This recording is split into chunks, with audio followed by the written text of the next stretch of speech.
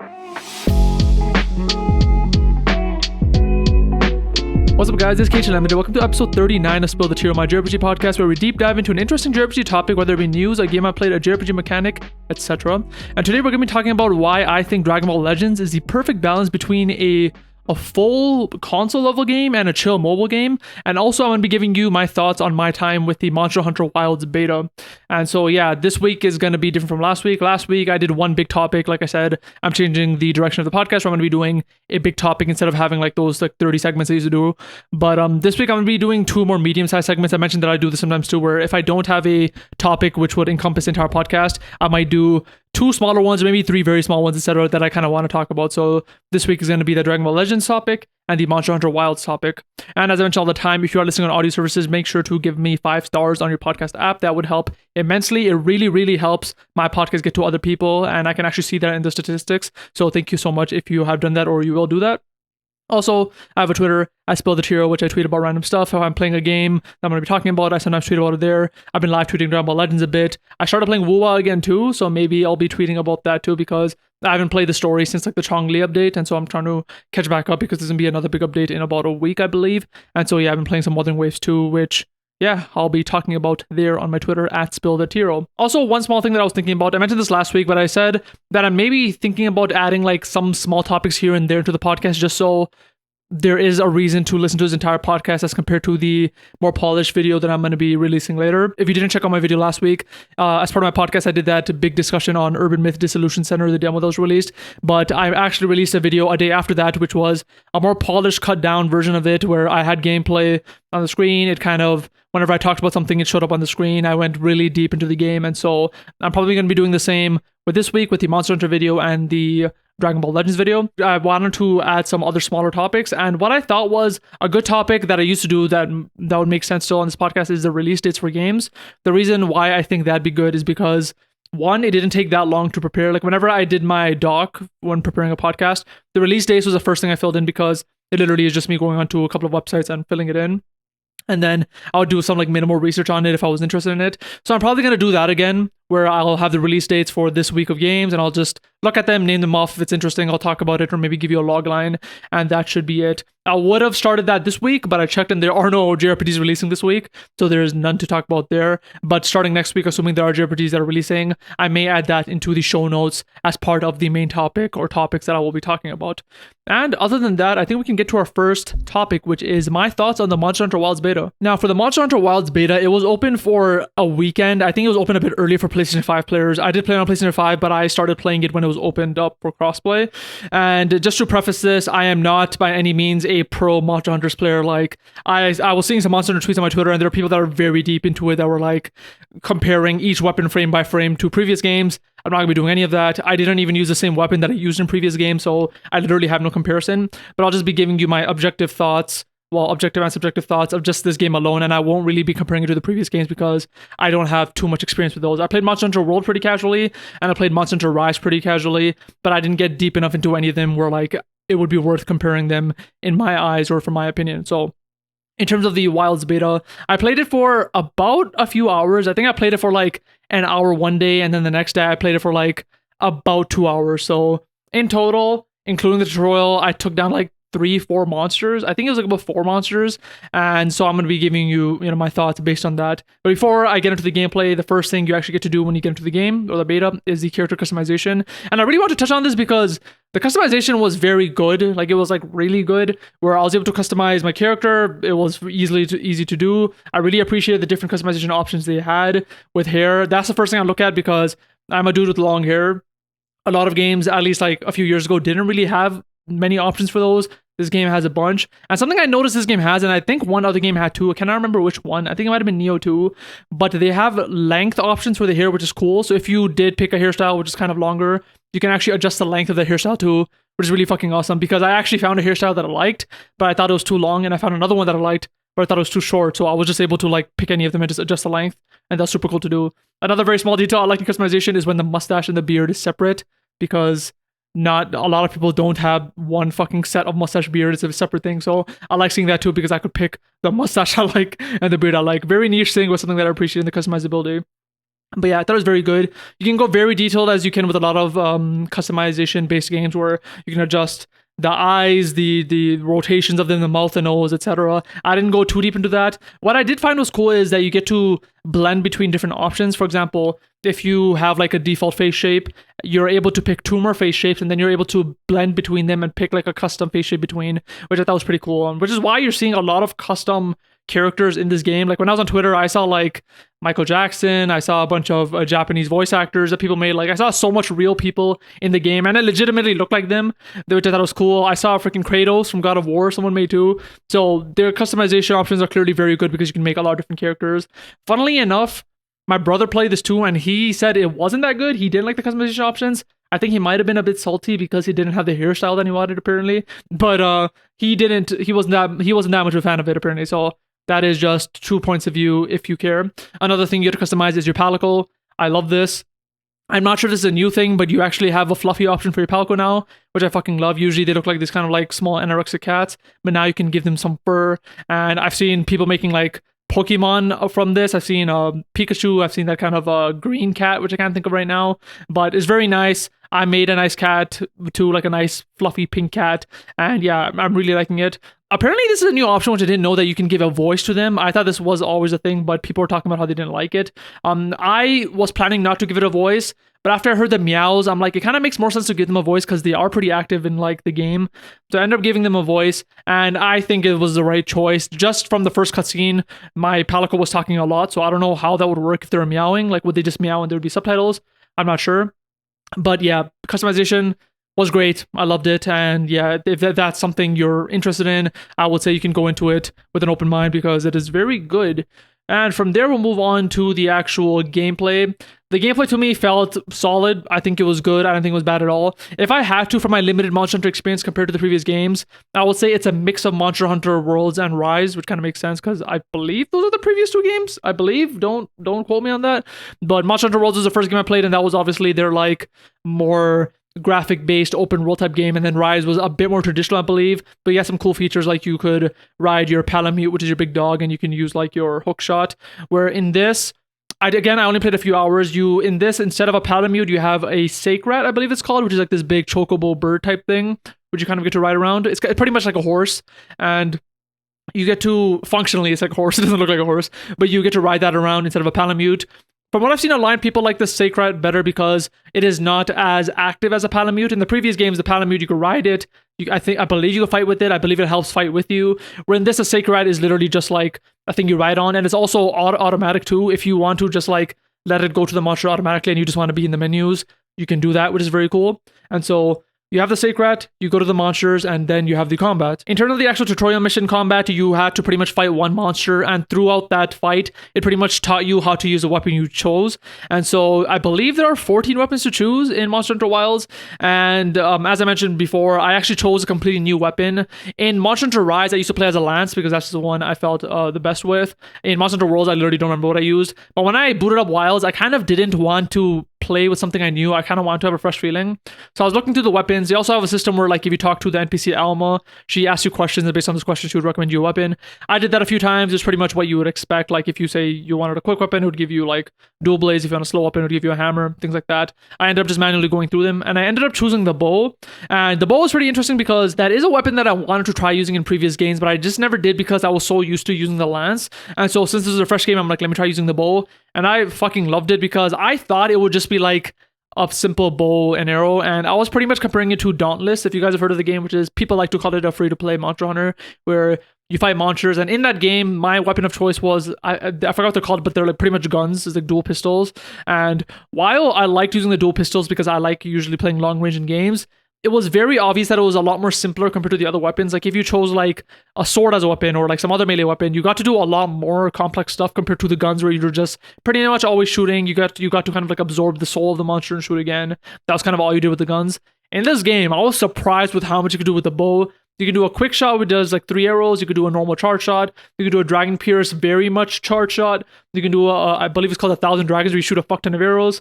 You can do an arc shot where it rains from the air. You can shoot tracers on it and do auto arrows. You can do so much with the bow where I fell in love with it immediately. And I love that the tutorial monster, the first monster you fight, just completely tells you how to use it. And by the end of it, I'm completely comfortable with this weapon. I love that on the top right, it shows you the main combo so you never forget it, because I'm always looking at that because I'm stupid.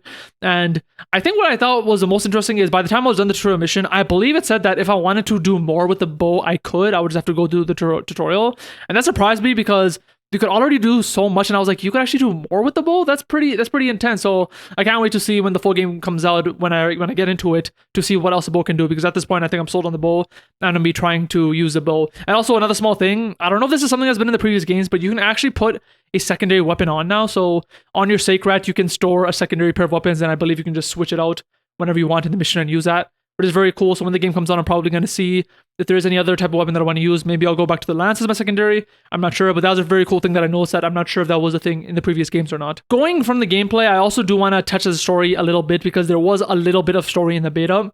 And the way the beta starts is you get a cutscene. Pretty much your camp found a kid, and you're trying to find the family of the kid. He's part of this group called the Keepers. And as you're trying to find them, you find another kid being chased by monsters. You help her fight off the monsters. You help look for her brother. You find the brother, bring him back to camp. And that's the end of the story. From there, you just pretty much get to fight monsters for however long you want. And already, I think the story is like pretty interesting. Again, I played World. I played Rise. I do not remember the story of World at all. From Rise, I do roughly remember the story, but like I remember not being like that interested in the story. I was like, yeah, it's fine. This story felt more like what you'd expect from a single player story-based game, which is a good thing. Where when they started off with the cutscenes, where they started off with the mission where like it was kind of like a set piece where you had to jump on the sacred for the first time, fight all those enemies while you're wearing the sacred. It felt kind of like Uncharted-esque. Like it felt very much like a single player game, which I was really impressed with, because this is a game which I think most people probably do play multiplayer. I'm not sure if that's true, but seeing that it did have like so much for a single player person is pretty damn cool. And as someone who like usually prefers playing single player, maybe this is something I'll play single player, I'm not sure. Usually all the other Monster Hunter games, I played them through with my brother, so I'll probably be doing the same with this if he's interested. But seeing that they do have some kind of focus on single player through the story, I thought was pretty interesting. And some few other things that I should talk about the gameplay is the co-op. Again, I played with my brother. The co-op I loved. It was very seamless. I believe it's a meme with the past Monster Hunter games that co-op is usually annoying. You gotta like invite them, go into a mission. I think the older ones, they would kick them out after the mission. You have to invite them again.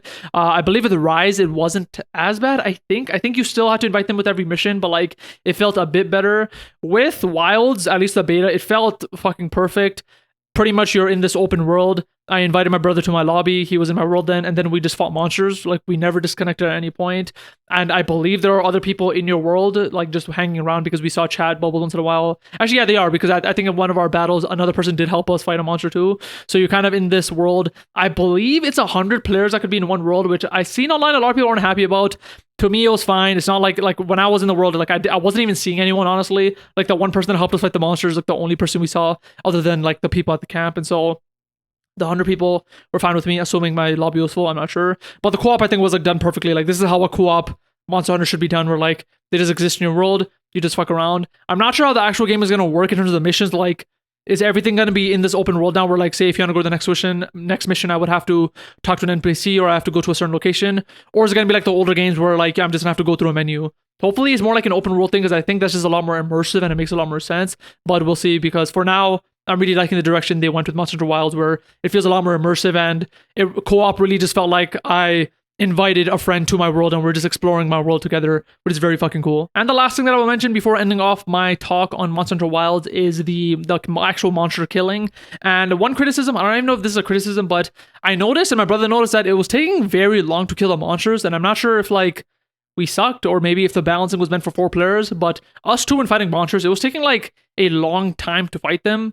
Usually, like maybe my memory is just false, but usually from the past games, I remember we'd fight a monster, it would maybe like run away from us like twice, maybe 3 times, and then we'd kill it. And this one, it felt like the monsters were running away like 4, 5, 6, maybe even 7 times, and then we were killing it. And like I want to say, like maybe as an estimation, that I was taking 15, 20, maybe 25 minutes to kill each monster. That seems a bit long. I would maybe this sounds quick to other people, but I feel like a monster should be like 5 to 10 minutes, and if it's like a fucking insane boss, then it should be like in the 20-minute mark. Again, maybe they're balanced for 4 people because we were just fighting as 2 people, and at some point we did get a 3rd person to help us with the battle. I'm not sure if it's always balanced for 4 people. I'm not sure if it balances based on how much people you have. I'm assuming it should balance to the amount of people you have. That would make a lot more sense, but I just don't have that information. But yeah, that's the only criticism I had, where like it felt like it was taking too long. It's not really negative, as in like it's not like we weren't having fun, but it is something we noticed that it was taking a bit long. And I can see that getting annoying if, for example, I am time crunched and say I have 20 minutes, I want to fight a monster, and if we're hitting the edge of the 20 minutes is getting a bit too gratuitous. But we'll see. This was a beta. The balance could change. I also noticed people saying online that like the drops were very good in this beta. That's something maybe that could change in the final game. I'm not sure, but yeah, overall I think it was good. And I guess one last thing I should mention, because I've seen a lot of online discourse about this, is the graphics. I played on the PS5. I had no issues running it. My brother played on PC. He had no issues running it. I've seen shit online where people saying it was like horribly optimized. Again, I played on PS5. My brother has a 3070 Ti, maybe. I think he has 3070 Ti. He may have upgraded far past that. Maybe, I'm not sure. But somewhere around there. And for him, it was perfectly fine. There was no issues. And I believe he said he was getting like 60 or near 60 FPS at like, I'm not sure. I think he plays 1440p. I'm not sure. But that's our experience with the game. But yeah, overall, I really like the beta. I cannot wait for it to come out. I hate that it's coming out in 3 months. It's such a long time to wait. For some reason, I always think whenever there's a beta demo that the game's gonna come out like in a week or something. But no, it is coming out, I believe, end of February. I think February 28th-ish, somewhere there. And so when the game comes out, if I have a chance to play it, I will. But yeah, Monster Hunter Wilds, very fun, and I'm looking forward to it. And yeah, from there, we'll move on to our second topic of this episode, which will be me talking about Dragon Ball Legends and how I think this is a perfect balance between a chill game and a more serious game that you have to lock in for. So when it comes to mobile games, and I play mobile games a decent amount, I played like a bunch, but these days I play like a couple. And when it comes to them, I see them kind of like on a spectrum where like on one hand you have very chill, very casual games. Usually they're like puzzle based. An old example is like Candy Crush, for example, is a probably very casual game that you can play anywhere. And on the other end, you have more serious games that you kind of have to lock in for, more console level experiences. I'm gonna call these serious games, as in like you kind of have to lock in to play them. And these are like the Genshin Impacts, the Wuthering Waves types games, where like you have to like, when you're playing it, you are probably sitting down playing it for a while. You probably aren't playing this in public spaces as much.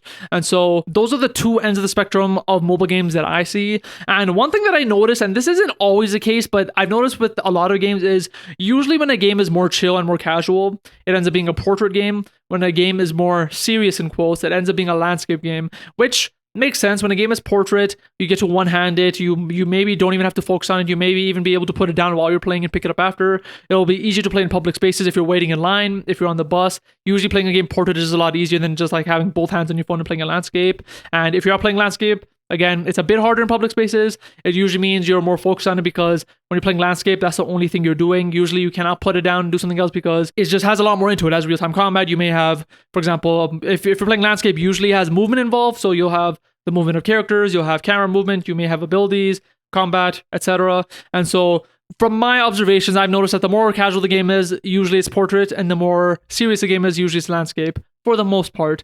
And that's where I think Dragon Ball Legends comes in as the perfect middle of the spectrum.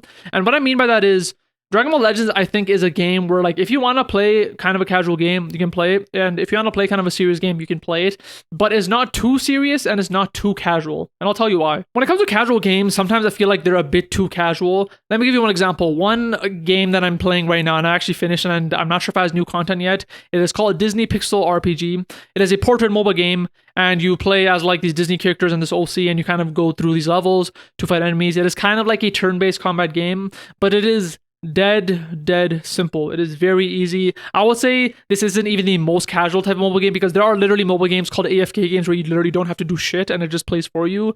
But with this, you do have to fight. You do have to choose whether you want to do an attack or use your magic. You get to choose whether you want to do an AoE attack or do a single attack, whatever it may be. But even then, it is so simple where, like, if you want, you can just like mindlessly play and get through it. And if you can beat a level, usually that doesn't mean that your strategy is bad. Usually that means you just have to go and level up your characters, come back, and you'll be able to beat it. And that's kind of how the game is. It is very casual. The issue is sometimes you don't want to play a game that's that casual, and you want to play something a bit more serious, something that can kind of get your mind turning a bit more. And that's where you get to serious games. But at the same time, sometimes you don't want to lock into a game or a serious game. For example, Wuthering Waves is a game that I love. Genshin Impact is a game I used to play. Zenless Zone Zero is a game that I love. I love those games. but slowly they do feel more like console level games because they really are console level games. And what I mean by that is whenever I play on my PS5, I'm not playing on my PS5 for like 10 minutes. Like when I sit down to play, like when I'm playing like Trails to Daybreak, which is a JRPG, I am playing that for like at least an hour, if not 2, 3, 4+ hours when I'm sitting down. And with a mobile game, you usually don't want to do that. So when it comes to Wuthering Waves, for example, I started playing that again. And when I play that for like at minimum, I'm playing that for like 30 minutes at minimum, if not an hour or something. And sometimes you don't want to do that. So sometimes you don't want to play a game where you have to lock in that hard, but sometimes you don't want to play a casual game. And that's where Dragon Ball Legends comes in, where I think it's a perfect in-between.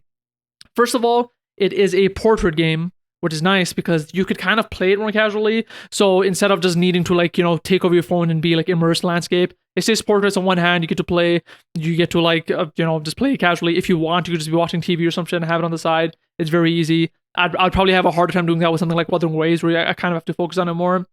And not only is it casual, it also has some complexities in its gameplay where there is real-time combat, which you usually don't see in more casual games.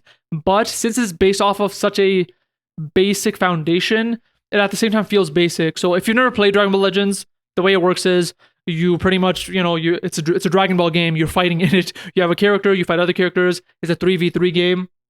You have 4 cards, for the most part, they get to deploy. You have your strike card, which is like melee combat. You have your blast card, which is ki blast. You have your special move card, which is like your ultimate, like a Kamehameha, for example. And you have your ability card, which is like a buff or a debuff or something like that. There are some extra cards some characters have, but like I just won't mention that for now. And you pretty much just have those 4 cards. And based on those cards, you could pretty much string combos. So you can use your strike card to start melee, then ki blast, and use your special move, for example. It is that simple. It is very easy, and there is kind of like a rock, paper, scissors mechanic based on the character. They have 5 elements of characters. They have red, green, blue, yellow, and purple. Technically, they have some more now, but like you can ignore that. But depending on what character they use, you want to use a character that has more of an advantage over them, and that's pretty much it gameplay-wise. Like it is pretty simple the way you fight, but because it is a real-time combat game, and because you can use those cards in any order you want, it does tend to feel more complex, and so whenever I want a game and I don't want to play something that's too casual or something that's too serious, this game slots in perfectly. And that's actually why I picked up Dragon Ball Legends again recently. I was playing games like Wuthering Waves and Zen Zero a lot, but then I kind of like got a bit tired with them because I'm like, I don't want to lock in every time I play a game on my phone. And then I went complete opposite and I played Disney Pixel RPG and I loved it. And when I caught up with that, I'm like, okay, that was fun, but that was very simple. I didn't really get as much as I wanted of that. And then I went to Dragon Ball Legends and I'm like, this is kind of like the perfect middle where like you have this gameplay, which is fun, which is very interactive. At the same time, it's pretty simple.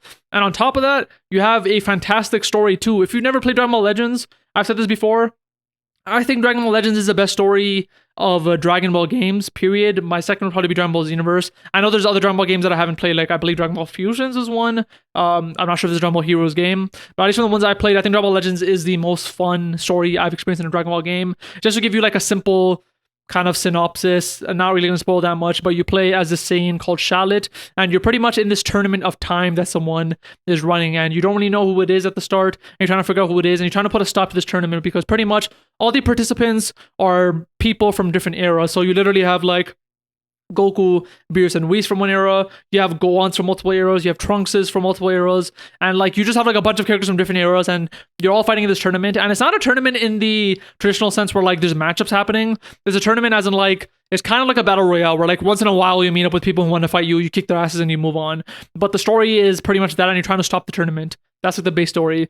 But what I love about the story is that they give importance to characters that the main series never really gave that much importance to.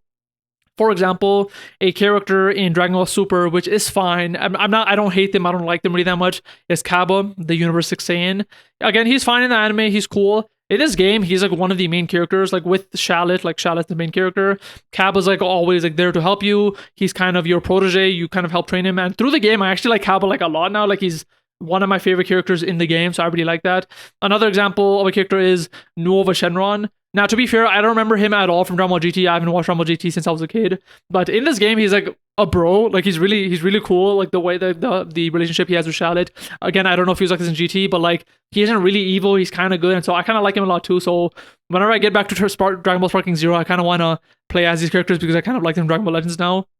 But the point being, the story in Dragon Ball Legends is very good. It is it's very immersive. and interesting and something that you don't really experience in Dragon Ball games that usually just rehash the same story. But yeah, those are pretty much the rough outline of the story and the combat. And other than the story, this is like a gacha based game, so you could kind of expect what kind of modes are in this game. You have the summoning mechanic, you have events, you have PvP, you have PvE raids. Yeah, there's so much modes now. They have like this tournament of power mode, which I don't really understand.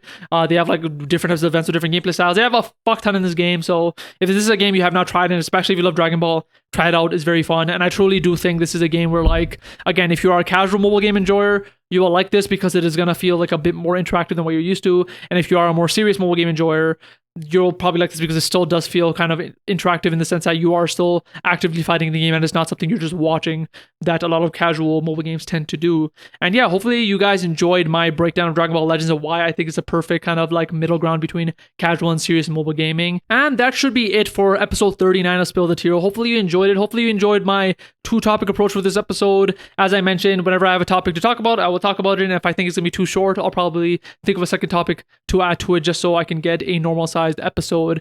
But yeah, that will be all for this episode. If you enjoyed it, remember to like this video or this podcast if you get on your podcast app. Remember to comment if you have any thoughts on the topics that I mentioned. Remember to subscribe if you're new. I uploaded these episodes on 2 channels, KhUnlimited and Spill the Tearal. So if you're on any of those, be sure to subscribe. I would really much appreciate it. And if you're listening on audio service, remember to give 5 stars. That really helps my podcast get out to more people and more people listening. I do have a Twitter at Spill the Tearal, so you can follow me there. And one thing that I may be doing next week, I'm not 100% sure, is that I may be doing a tier list for next week because it's been a while since I've done one and they are pretty fun. I really like the tier list. They are fun to do. I'll try to pick one that isn't as long as the last one where I ranked every single Trails of Cold Steel character. That took way too long. But that is a type of topic that I'd like to do too because, like I mentioned, I want every episode to feel kind of different and not samey as it was feeling like for the last 38 episodes. But yeah, hopefully you guys enjoy this episode and I'll see you next week for episode 40. Peace.